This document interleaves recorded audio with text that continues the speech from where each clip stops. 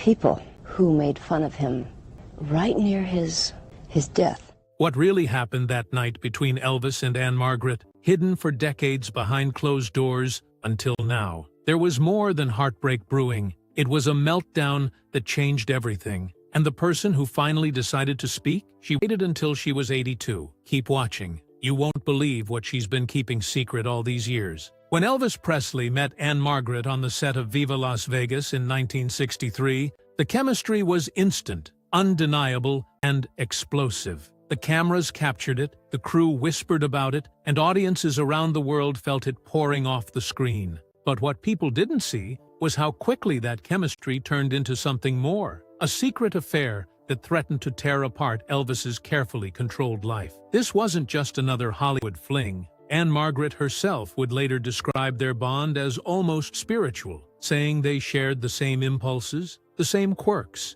even the same restless energy. It was as if they were mirror images of one another. At first, their relationship was hidden under the cover of long rehearsals, late-night conversations, and music sessions that went far past midnight. But in truth, their connection was too fiery to stay private. Friends of Elvis noticed a change in him immediately. He became restless, more protective, more intense. He wasn't just infatuated, he was obsessed. Ann-Margret was different from Priscilla, who at the time was still waiting in the shadows of Graceland, bound by rules Elvis had set for her. Ann-Margret was bold, playful, and unapologetically her own woman. For a man who had everything but still craved freedom, she was irresistible. But Hollywood couldn't help itself. Soon, gossip columnists began sniffing around the set. Reports leaked of stolen glances, whispered exchanges, and nights where Elvis and Ann-Margret disappeared without explanation. The more they denied it, the more the press believed it. And then came the spark that ignited the firestorm. The claim that Ann-Margret was engaged to Elvis. Whether it was a publicity stunt, a slip of the tongue, or a desperate bid for attention, no one really knew. But the impact was catastrophic. For Elvis, who was already juggling the pressure of fame, his fragile relationship with Priscilla, and his own volatile emotions, this was gasoline on an open flame. Priscilla reportedly exploded in anger when she heard the news, smashing a vase and demanding answers. Elvis denied the engagement, but he didn't exactly deny the relationship either. The truth was tangled somewhere in the middle, and the media feasted on every contradiction. To the outside world, Elvis and Ann-Margret were simply two dazzling stars who had created movie magic. But those closest to them saw the truth. Their relationship was reckless, passionate, and dangerous. They weren't just co-stars. They were soulmates, colliding at full speed, with no brakes to stop what was coming. And it all built toward one night. A night that Ann-Margret, now at 82 years old, has finally spoken about, after decades of silence. A night that didn't just test their relationship, but revealed something shocking about Elvis himself. Because what happened behind closed doors wasn't the glamorous romance fans wanted to believe. It was much darker. But the real meltdown, the one Ann-Margret protected for so long, was about to explode. The moment whispers of Elvis and Ann-Margret's affair hit the press, the story took on a life of its own. At first, it was speculation, just the tabloids looking for heat. But then came the shocking headline: Ann-Margret was engaged to Elvis Presley. It was the kind of announcement that could have been planted by a mischievous journalist, a slip during an interview, or even a studio tactic to keep the buzz around Viva Las Vegas alive. Whatever its origin, the words were devastating. Inside Graceland, the news detonated like a bomb. Priscilla Presley, who had already endured years of waiting quietly in Elvis's shadow, finally snapped. She confronted him in a fit of rage. According to insiders, she hurled a vase across the room, shattering it into pieces, and demanded to know the truth. Was she being replaced? Had she wasted years of her life waiting for a man who was about to publicly crown another woman as his bride? Elvis, cornered and furious, denied the engagement story. But his denial carried a dangerous edge. It wasn't a denial of Ann-Margret. It was a denial of being caught. The press loved every second of it. Elvis's clean-cut image, carefully crafted by Colonel Tom Parker, was under threat. The king of rock and roll couldn't be seen as reckless, cheating, or weak. Yet here he was, caught between two women, and the public was salivating over every headline. Colonel Parker scrambled to control the narrative, pushing Elvis to make statements that distanced him from Ann-Margret. But behind closed doors, the bond between the two stars only grew stronger. Ann-Margret didn't help matters either. In interviews, she hinted at their closeness without ever fully admitting it, adding fuel to the fire. Some claimed she reveled in the chaos. Others said she was simply naive about how her words would be twisted. Either way, the public now saw her not just as Elvis's co-star, but as the woman who might steal him away for good. Meanwhile, Elvis himself was spiraling. The tension between protecting his image, keeping Priscilla under control, and feeding his obsession with Ann-Margret became unbearable. His temper flared. His moods swung wildly. Friends recalled nights when he would rant about being trapped, about the crushing weight of fame, and about the women in his life pulling him in different directions. It wasn't just about love anymore. It was about control, pride, and the image he was desperate to maintain. The engagement scandal turned Elvis's private life into public theater. What should have been a carefully hidden affair was now a national obsession, and both women were caught in the crossfire. For Ann-Margret, it meant headlines that painted her as the other woman, the temptress. For Priscilla, it meant humiliation. And for Elvis, it meant rage. Rage that would soon erupt in a way no one expected. Because as the press storm reached its peak, the real drama wasn't happening in front of cameras or in the newspapers. It was unfolding in private, in a single night that would haunt Ann-Margret for decades. A night so explosive that she refused to reveal the details until she was 82 years old. And what she finally confessed suggests Elvis wasn't just the king of rock and roll, he was a man on the edge of breaking apart. Behind the glitz of Hollywood and the screaming fans, there was a night that Ann-Margret has only recently hinted at, one that shattered the glamorous illusion of their romance. It happened when the pressure of the affair, the lies, and the headlines all collided. Elvis, normally the polished star who controlled every move, reportedly lost control in a way that shocked even Ann-Margret. According to whispers from insiders, it began with a fight. Elvis had discovered something that sent him spiraling, whether it was Priscilla threatening to leave, Ann-Margret being seen with another man, or simply the mounting stress of the engagement scandal. No one can say for sure. But that night, he snapped. He raged, pacing the room, throwing objects, slamming his fists against the walls. His voice, the same one that enchanted millions, now shook with anger and fear. Ann-Margret, who had seen the passionate, playful side of Elvis, was stunned by the darkness she witnessed. Some say he accused her of betraying him. Others that he threatened to end everything if she ever revealed the truth. There are even rumors he broke down in tears, confessing he felt trapped in a life that wasn't his own. Whatever happened, it was raw, violent, and unforgettable. For decades, Ann-Margret refused to describe the details. In interviews, she would smile wistfully and say their relationship was special, unique, but private. That word, private, was her shield. She protected Elvis's reputation at all costs. But those close to her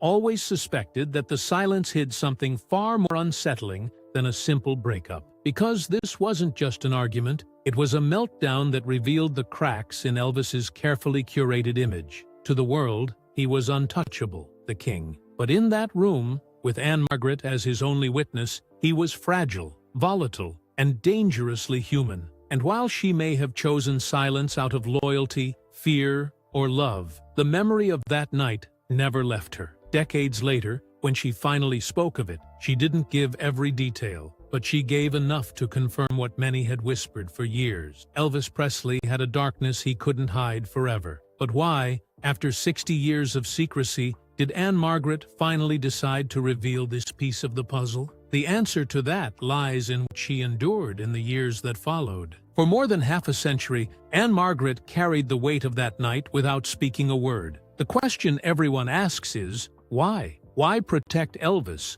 when she could have cleared her own name, silenced the rumors, and told the world what really happened? The truth is complicated, and it shows just how deeply loyalty and fear can run. In the 1960s, Elvis Presley wasn't just a superstar, he was an empire. His manager, Colonel Tom Parker, guarded that empire with ruthless precision. Nothing was allowed to tarnish Elvis's image, and anyone who threatened to expose his weaknesses risked being destroyed by the machine around him. Ann-Margret knew this. She had seen firsthand how Parker manipulated the press and controlled the narrative. Speaking out could have ruined her career, or worse, put her safety at risk. There was also love, real, powerful love. For all the chaos and secrecy, Ann-Margret adored Elvis. He had opened himself to her in ways he hadn't with anyone else, and she felt bound to him, even after the affair ended. In her mind, protecting him meant protecting the vulnerable man she'd glimpsed behind the king's crown.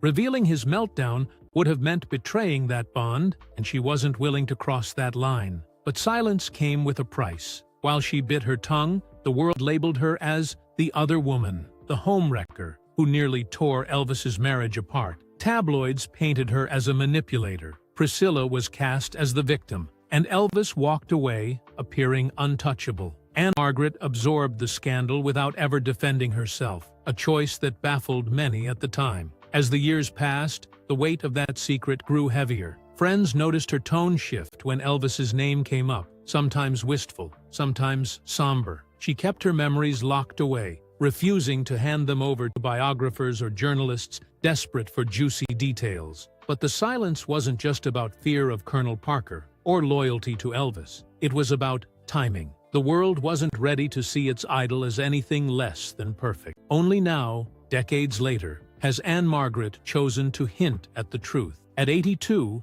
with her own legendary career behind her, she has nothing to lose and no image left to protect. Finally, she can speak with freedom. And what she revealed, though carefully measured, was enough to confirm suspicions long buried. Elvis wasn't just a victim of fame, he was also a man wrestling demons that very few ever saw. But Ann-Margret's revelation didn't just reopen old wounds, it sparked a wave of speculation. Because if she stayed silent this long, what other secrets about that night are still buried, and the clues may be hiding in places no one expected? Once Ann-Margret finally broke her silence, even slightly, fans and historians rushed to piece together what really happened that night. And what surfaced was a patchwork of rumors, letters, and whispers that painted a far darker picture than anyone imagined. Some point to an old interview where Elvis's closest friends, the so-called Memphis Mafia, hinted at his explosive temper when he felt cornered. They spoke of nights when he'd hurl objects across the room, smashing lamps and mirrors in fits of jealousy.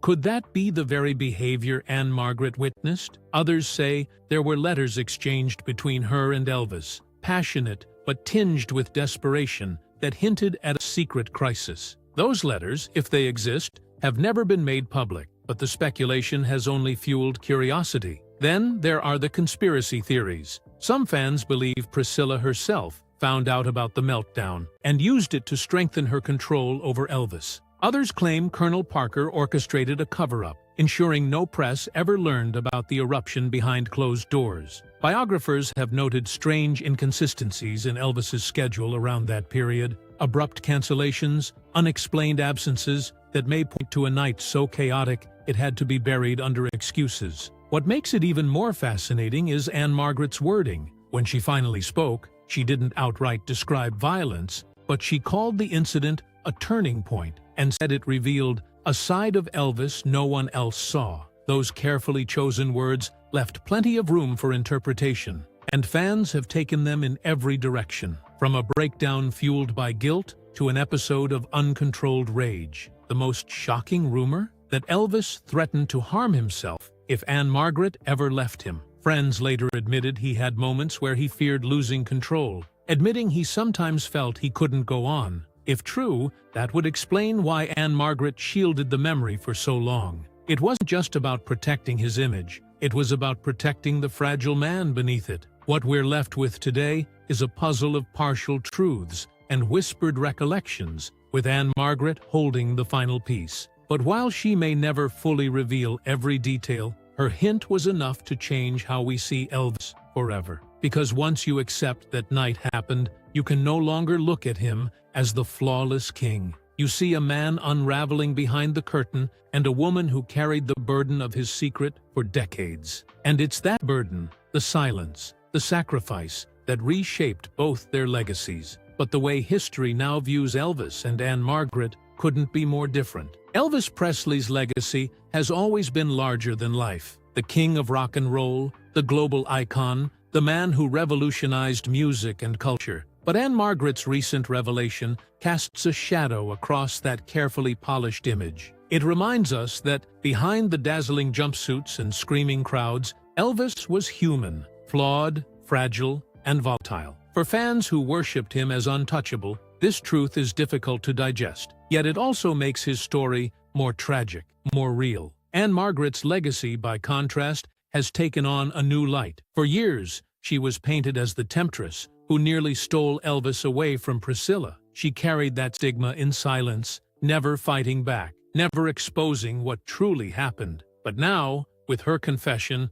she emerges not as a villain, but as someone who showed remarkable restraint and loyalty. She protected Elvis's reputation at her own expense, carrying his secret for 60 years. That kind of silence is its own form of sacrifice, one that shifts how the world sees her role in his life. It also redefines their relationship. For decades, it was remembered as a glamorous Hollywood fling, two stars who burned bright together before moving on. But now, it's clear that their connection went far deeper. Ann-Margret wasn't just a co-star or a lover. She was the one person Elvis trusted enough to reveal his breaking point. That makes her silence even more powerful. She held the key to a side of Elvis no one else ever witnessed, and she chose not to use it until now. The public reaction has been mixed. Some fans feel betrayed, questioning why she waited so long. Others admire her even more for holding on to the secret out of love and loyalty. And for Elvis's die-hard followers, the revelation forces a reckoning. Can you still idolize a man